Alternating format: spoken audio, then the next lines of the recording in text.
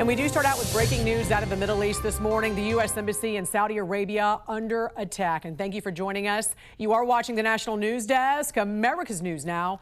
I'm Jan Jeffcoat. It is Tuesday, March 3rd. Overnight, Americans were urged to stay away from the embassy after it was struck by Iranian drones. And now the State Department has ordered emergency evacuations from several U.S. embassies across the region as the Pentagon ramps up those strikes again in Iran. Secretary of State Marco Rubio made it clear the U.S. will finish what it started. Again, I'm not going to give away the details of our tactical efforts, but the hardest hits are yet to come from the U.S. military.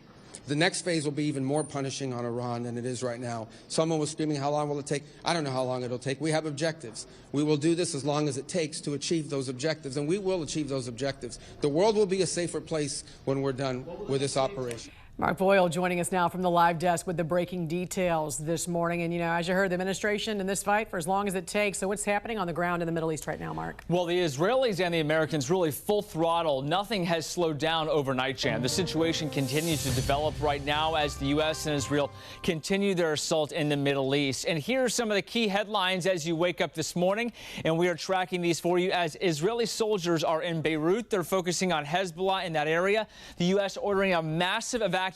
We're talking about all non-emergency government officials in Jordan, Bahrain, Iraq, Qatar, Kuwait, and this comes as Iran continues to attack those countries. Also in the past 24 hours, the president has announced that he wants to increase high-end munitions stockpile. He says that there's some room for more munitions to be sent in that area. Now, during his first public update, since that bombing started, President Trump told reporters at the White House preventing Iran from getting a nuke remains the top priority.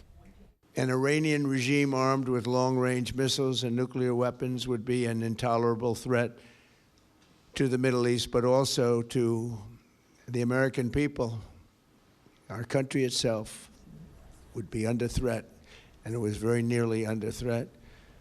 And President Trump said, quote, the big wave is yet to come in Iran. He also did not rule out sending in U.S. ground troops if necessary, Jan. The Department of War has already achieved one of its key objectives to completely wipe out Iran's naval power. U.S. Central Command confirmed 11 Iranian ships destroyed in just 48 hours and says Iran no longer has any ships operating in the Gulf of Oman. In a statement, CENTCOM sent apart, the Iranian regime has harassed and attacked international shipping in the Gulf of Oman for decades. Those days are over. Freedom of maritime navigation has underpinned American and global economic prosperity for more than 80 years. U.S. forces will continue to defend it.